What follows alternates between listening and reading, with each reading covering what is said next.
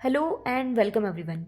आज के इस वीडियो लेक्चर में हम बात करेंगे सब्जेक्ट सोइल फर्टिलिटी मैनेजमेंट की सेकेंड टॉपिक के बारे में, जो कि है क्राइटेरिया ऑफ एसेंशियलिटी।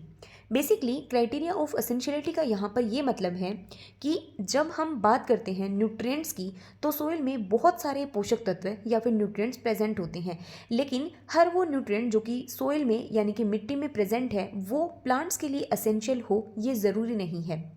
तो प्लांट के लिए किसी भी न्यूट्रिएंट को एसेंशियल कहने के लिए आर्नन एंड स्टाउट नाम के साइंटिस्ट ने कुछ स्पेसिफिक क्राइटेरिया सेट किए, यानी कि अगर कोई न्यूट्रिएंट इन स्पेसिफिक क्राइटेरियाज को फुलफिल करता होगा, उसी न्यूट्रिएंट को प्लांट के लिए एसेंशियल न्यूट्रिएंट की कैटेगरी के अंदर सम्मिलित किया जाएगा। तो सबसे पहला क्वेश्चन पूछा जाता है कि क्राइटेरिया ऑफ एसेंशियलिटी किन के द्वारा दिया गया। तो आर्नन एंड स्टाउट नाम के साइंटिस्ट के द्वारा 1939 में दिया गया, और आर्नन नाम के साइंटिस्ट के द्वारा 1954 के अंदर इसको रिफाइंड भी किया गया था। अब देखो आर्नन एंड स्टाउट के क्राइटेरिया ऑफ एसेंशियलिटी थे क्या। तो इसका बेसिक सा मतलब है कि इन्होंने कौन से क्राइटेरिया दिए कि कौन से न्यूट्रिएंट की क्या कैपेबिलिटी होनी चाहिए कि हम उसको प्लांट के लिए एसेंशियल कहेंगे। तो उन्होंने 3 क्राइटेरियाज दिए कि सबसे पहला तो जो न्यूट्रिएंट होगा वो प्लांट की ग्रोथ और उसके रिप्रोडक्शन के लिए एसेंशियल होना चाहिए। पहला क्राइटेरिया, उसे ही हम न्यूट्रिएंट कहेंगे, एसेंशियल न्यूट्रिएंट कहेंगे। सेकंड, वो जो एलिमेंट होगा, वो जो पोषक तत्व होगा, उसका प्लांट के मेटाबॉलिज्म में डायरेक्ट रोल होना चाहिए। और तीसरा कि उस एलिमेंट के रोल को किसी भी दूसरे न्यूट्रिएंट या दूसरे एलिमेंट के द्वारा रिप्लेस नहीं किया जाना चाहिए। अगर कोई न्यूट्रिएंट प्लांट के अंदर इन तीनों कंडीशंस को फॉलो करता है, इन तीनों कंडीशंस को फुलफिल करता है, तो हम उसे एसेंशियल न्यूट्रिएंट की कैटेगरी के अंदर कैटेगराइज करते हैं। पहला, एलिमेंट जो है वो प्लांट की ग्रोथ और रिप्रोडक्शन के लिए एसेंशियल होना चाहिए। दूसरा, प्लांट मेटाबॉलिज्म के अंदर उसका डायरेक्ट रोल होना चाहिए। और तीसरा कि किसी भी अदर एलिमेंट की को वो रिप्लेस नहीं कर पाए, यानी कि कोई भी अदर एलिमेंट उस पर्टिकुलर न्यूट्रिएंट या एलिमेंट को रिप्लेस नहीं किया। ऐसा नहीं है कि नाइट्रोजन की कमी हुई प्लांट में तो फॉस्फोरस उसकी जगह पूर्ति कर देगा, नहीं। अगर नाइट्रोजन की कमी हो तो फिर प्लांट उसके डेफिशिएंसी सिम्टम्स शो करे। उन न्यूट्रिएंट्स को हम एसेंशियल न्यूट्रिएंट्स की कैटेगरीज के अंदर कैटेगराइज करेंगे, पर्टिकुलरली प्लांट के रेफरेंस में। तो सबसे पहला तो आपको पूछा जा सकता है कि क्राइटेरिया ऑफ एसेंशियलिटी क्या है, किन्होंने दिए और कौन से 3 क्राइटेरियाज हैं। अब हम बात करते हैं सबसे पहले क्राइटेरिया की। हमारा सबसे पहला क्राइटेरिया क्या था कि दो एलिमेंट जो है वो ग्रोथ एंड रिप्रोडक्शन के लिए बेसिकली एसेंशियल होना चाहिए। तो इसका बेसिक सा मीनिंग यहाँ पर 3 पॉइंट्स के द्वारा समझाया गया है कि जो प्लांट है वो अपनी लाइफ साइकिल एक पर्टिकुलर, जिसको हम एसेंशियल न्यूट्रिएंट कह रहे हैं, अगर उसकी एब्सेंस हुई तो प्लांट अपना लाइफ साइकिल कंप्लीट नहीं कर पाए। कोई डिजीज़ के सिम्टम्स शो करे या फिर वेजिटेटिव ग्रोथ रुक जाए या सीड प्रोडक्शन रुक जाए उस पर्टिकुलर एलिमेंट के बिना। दूसरा, वो डेफिशिएंटी के सिम्टम शो करे, यानी कि ग्रोथ में अबनॉर्मलिटीज़ दिखाए, इल्ड कम हो या फिर कोई भी ऐसा अबनॉर्मल सिम्टम प्रोड्यूस करेगा, उसी तत्व को हम एसेंशियल तत्व के रूप में जानेंगे। जैसे कि नाइट्रोजन की अगर डेफिशिएंसी हो जाती है तो क्लोरोसिस हो जाता है, प्लांट की ग्रोथ स्टंटेड रह जाती है, ग्रोथ छोटी रह जाती है और प्लांट जो है वो अपना लाइफ साइकिल कंप्लीट नहीं कर पाता है। सेकेंड, हमारा क्राइटेरिया आता है कि वो जो एलिमेंट है वो प्लांट मेटाबॉलिज्म के अंदर डायरेक्टली रोल प्ले करना चाहिए। तो इसका कहने का इस बेसिक से इस पॉइंट का मतलब है कि जो पर्टिकुलर न्यूट्रिएंट है वो फिजियोलॉजिकल और बायोकेमिकल प्रोसेसेस के अंदर सम्मिलित होना चाहिए।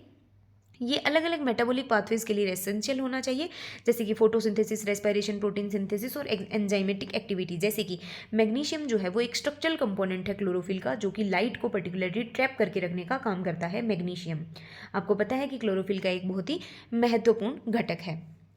नेक्स्ट हमारा क्राइटेरिया था कि ये एलिमेंट जो है ये किसी दूसरे एलिमेंट के द्वारा रिप्लेस नहीं किया जाना चाहिए, कोई सब्सटीट्यूट नहीं होना चाहिए कि ये नहीं है तो दूसरे से काम चल जाएगा, ऐसा नहीं होना चाहिए। तो no other element can be substitute for its function in the plant even if provided in an adequate amount. मतलब कोई दूसरा उसकी जगह अगर बहुत अधिक मात्रा में भी प्रोवाइड किया जा रहा है तो भी उसकी जगह नहीं लेने वाला होना चाहिए, ठीक है।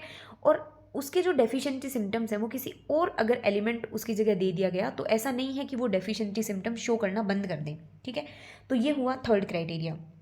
अब हम बात करते हैं कि एसेंशियल न्यूट्रिएंट्स, हमने कहा कि 3 क्राइटेरिया हों, तो फिर कौन कौन से न्यूट्रिएंट्स एसेंशियल की कैटेगरी के अंदर आते हैं। तो देखो सबसे पहले तो हम एक टर्म पढ़ लेते हैं विच इज़ फंक्शनल न्यूट्रिएंट्स। देखो फंक्शनल जो न्यूट्रिएंट्स हैं उसका कॉन्सेप्ट 1963 में निकोल्स नाम के एक साइंटिस्ट ने दिया था। अब यहाँ पर फंक्शनल न्यूट्रिएंट्स जो हैं वो पहले तो 20 ही कंसिडर किए जाते थे, लेकिन नाउ ए डेज फंक्शनल न्यूट्रिएंट्स जो हैं वो कितने हैं, 21 टोटल फंक्शनल न्यूट्रिएंट्स हैं। फंक्शनल न्यूट्रिएंट्स को हम बोल सकते हैं कि एसेंशियल न्यूट्रिएंट्स और बेनिफिशियल न्यूट्रिएंट्स दोनों को मिला के, यहाँ पर असेंशियल न्यूट्रिएंट और बेनिफिशियल की हम क्यों बात कर रहे हैं, देखो आप समझिए इस चीज़ को कि सबसे पहले हम बोल रहे हैं कि फंक्शनल न्यूट्रिएंट, जिसके बारे में निकोलसन नाम के साइंटिस्ट ने बताया था। उसने कहा कि फंक्शनल न्यूट्रिएंट वो होते हैं जिसमें असेंशियल न्यूट्रिएंट्स भी आते हैं प्लस बेनिफिशियल न्यूट्रिएंट्स भी आते हैं। हम असेंशियल न्यूट्रिएंट सिर्फ उन्हीं न्यूट्रिएंट्स को कहेंगे जो ये जो 3 क्राइटेरिया आर्नल्ड स्टाउट के द्वारा दिए गए थे इनको कंप्लीट करते हों।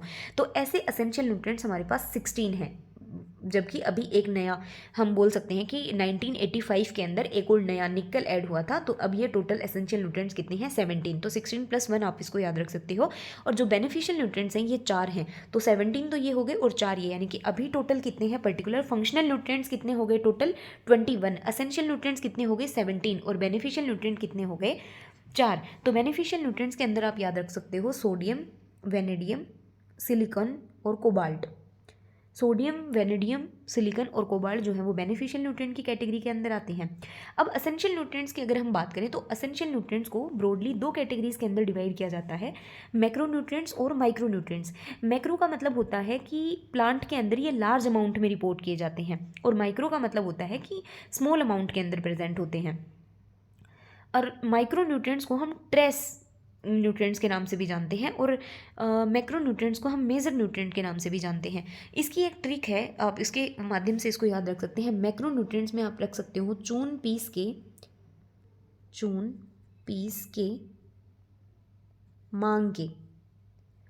ये जो एग्जाम्पल है carbon, hydrogen, oxygen, nitrogen, phosphorus, sodium, potassium, magnesium और कैल्शियम, ये एग्जाम्पल जो है किसके हैं, मैक्रो न्यूट्रिएंट्स के। अब देखो इनमें से आपसे एक क्वेश्चन पूछा जा सकता है कि जो CHO हैं ये नॉन मिनरल हैं, और particularly carbon, hydrogen, oxygen soil से अपटेक नहीं करता है प्लांट, ये CO2 और H2O से अपटेक किए जाते हैं, यानी कि जो कार्बन डाइऑक्साइड और पानी से।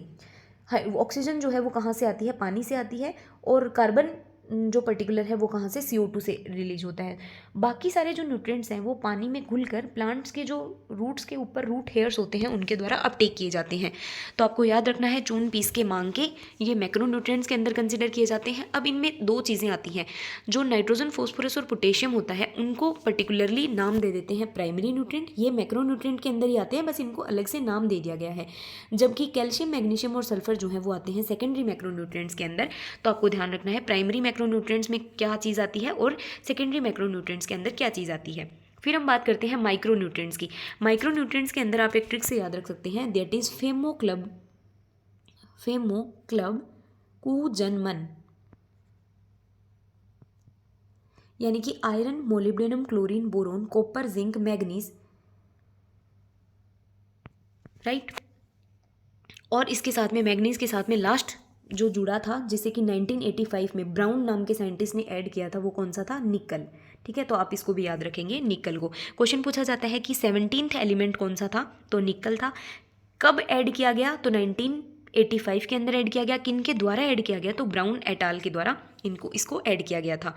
तो ये आप याद रख सकते हैं पर्टिकुलरली। क्वेश्चन पूछा जाता है which one of the following is not a macronutrient, which one of the following is micronutrient, तो ये सारी चीज़ें आपको ध्यान में रखनी है। और अब यहाँ पर कुछ बेनिफिशियल एलिमेंट जो अभी हमने पढ़े, सिलिकॉन, सोडियम, कोबाल्ट और वेनेडियम जो है उनको असेंशियल न्यूट्रिएंट के में कंसिडर नहीं किया जाता, जबकि फंक्शनल न्यूट्रिएंट बेनिफिशियल न्यूट्रिएंट के अंदर कंसिडर किया जाता है। और बेनिफिशियल और एसेंशियल को मिला के हम बोलते हैं फंक्शनल न्यूट्रिएंट्स।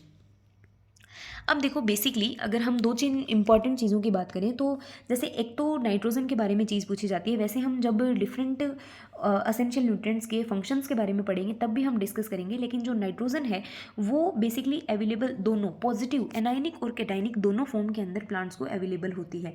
बेसिकली तो किसी भी एक न्यूट्रिएंट की या तो एनायनिक फॉर्म प्लांट्स को अवेलेबल होती है तो कैटायनिक फॉर्म, लेकिन जो पर्टिकुलरली नाइट्रेट फॉर्म होती है, आप सभी को पता है प्लांट्स ज़्यादातर प्लांट नाइट्रोजन को नाइट्रेट के फॉर्म में अपटेक करते हैं, और कुछ जो है जैसे कि राइस वगैरह वो अमोनियम के फॉर्म में भी इसको अपटेक करते हैं। तो ये कैटायनिक और एनायनिक दोनों फॉर्म में ही नाइट्रोजन जो है वो प्रेजेंट रहता है। इसके अलावा जो आयरन और मैग्नीज हैं, ये भी 2 पर्टिकुलर फॉर्म्स के अंदर अवेलेबल होते हैं, जिसे हम ऑक्सीडाइज्ड और रिड्यूस्ड फॉर्म के रूप में जानते हैं। इसके अलावा आपको पता है कार्बन जो है वो एयर से लिया जाता है, हाइड्रोजन जो है वो H2O से, और ऑक्सीजन जो है वो CO2 और H2O दोनों से लिए जाते हैं। जबकि बाकी सारे जो न्यूट्रिएंट्स हैं वो सोइल में अवेलेबल रहते हैं, और प्लांट्स के द्वारा जो पानी है उसमें घुलकर और पर्टिकुलरली एब्जॉर्ब किए जाते हैं। इसके अलावा न्यूट्रिएंट ट्रांसपोर्ट्स की जो मैकेनिज्म है उसके अंदर भी इन सारी चीज़ों को डिस्कस करेंगे।